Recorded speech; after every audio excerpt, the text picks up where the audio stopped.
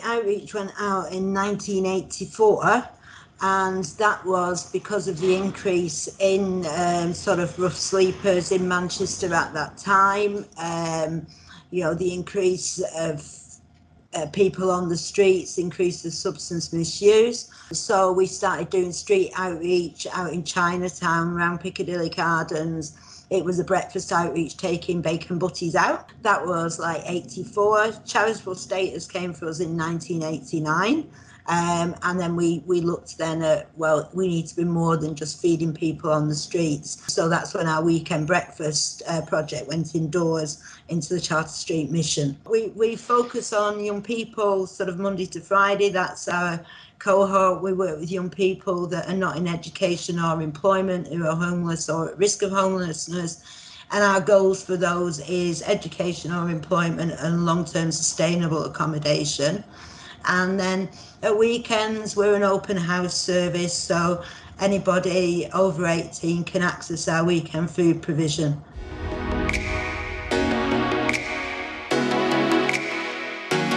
My journey with Lifeshare probably started around about sort of 2000, around the millennium. I was working for Lifeline as an under 19 substance misuse worker, social work trained, specialising in child sexual exploitation and sex work. And Lifeshare at that time had identified a very small pocket of young men that were selling sex in the city, and it wasn't about sexuality, it was about survival sex. And they run a project called MSWAT, which is the Male Sex Workers Outreach Project.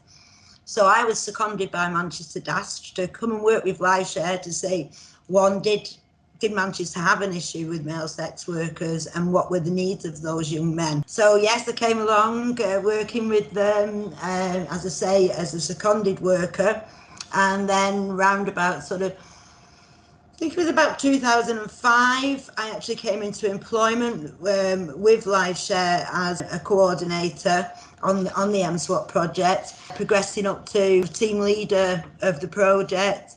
We approached Comic Relief, I think it was about 2010, I think. I approached Comic Relief and said, look, we're going to have to go more generic. We need to be working with every young person and any form of exploitation. So the CARDS project was born. So I came up with the acronym CARDS, which is Crisis Assessment Referral Diversity Service. So CARDS now has gone from strength to strength, and we can work with any form of exploitation and any young person.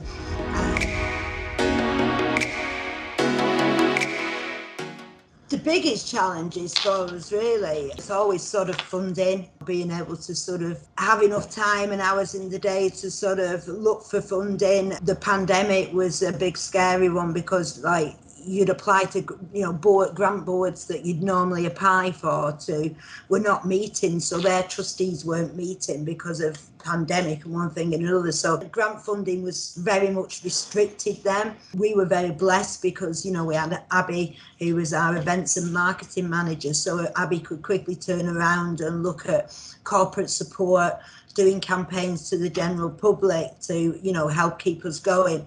So funding's always a bit of a challenge.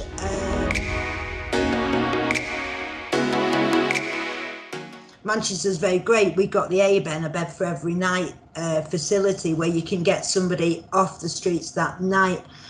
But then it's a shortage of move-on accommodation. We've not had much social housing built in Manchester for quite a while. Some of the clients who have very high support needs, so they might have mental health and substance abuse and offending histories. So getting references for them or appropriate accommodation that would accept them and be able to work with the needs is a big challenge. So yeah, the biggest challenge is still finding that right accommodation. Another thing that, like, we identified, even though I'm a bit of a digital dinosaur, everything was becoming online, being able to bid for your housing, even now GP registration, things like that. So we realised pretty early, around about 2016, that, you know, there's going to be this digital need. So I was very lucky to secure some funding from an organisation in London called Kilburn and Stone and get ourselves a digital inclusion worker. We've now formed the MDC, powered by Lifeshare, which is Manchester's digital collective, which is we're bringing organisations together to share digital resources, asking the general public if they've got old smartphones that are sat in a drawer or old laptops, donate those so that we can clean them up and distribute them out to people in need. And also, if you're homeless, it's very difficult, you know, where do you go online? So we've produced a map of all the free data hotspots in the city so people can go and sit on a bench and click on and still then feel included. Yeah, there's so many new challenges that are coming and changing for people, but digital exclusion is going to be a big one because it's a digital high street now, isn't it? Like for me, Lifeshare adapts itself to the needs of the city. It's constantly having to change to what people need. Manchester's one of the richest cities, but it's got such a high level of deprivation, you know. It would be give me more security, sort of, with my staff, like my multi-disadvantaged worker, you know, he's only on a 12-month contract. So from the minute I've got his 12 months funding, I'm now having to try and look now for that extra 12 months sort of funding. So you're constantly then having to look for the funds. Yeah, it would ease my workload and sleepless nights, you know. I mean, like this year, the minute I've scrabbled and managed to get everybody else's funding and I've not got my own funding in yet. So it's a constant worry, really.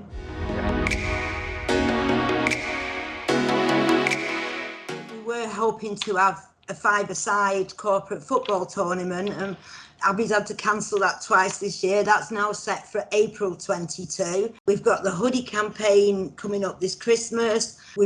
I don't know, you can see my t-shirt, we have some of the designers from the Mike Swain and various other designers from Manchester. So this year we're going with a hoodie campaign. So we've got 4 designers, and it'll basically be buy yourself a hoodie, but donate a hoodie as well. So that'll be the campaign. So you can get yourself a really cool hoodie, knowing that a hoodie will go also to somebody in need. Last year, me and Maxine did a virtual auction. We did virtual Christmas market. Abby organised a music night. And so it's just also general public doing things for us to raise money, supporting us by sharing Abby's Instagrams and sharing Facebook and helping us get our word out there is as much as important to us, you know.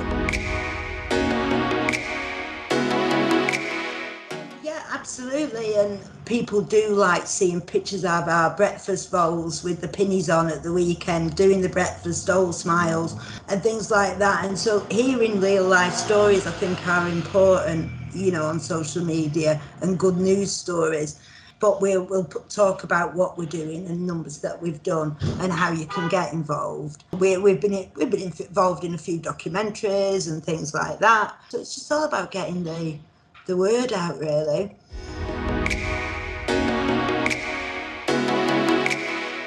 Usually with our corporate fund, there's choices. You can restrict the money to, I want that money to go towards emergency accommodation. I want it to go towards deposits for long-term sustainable accommodation. I want it to go to the breakfast project. I want it to go to food parcels, sort of thing.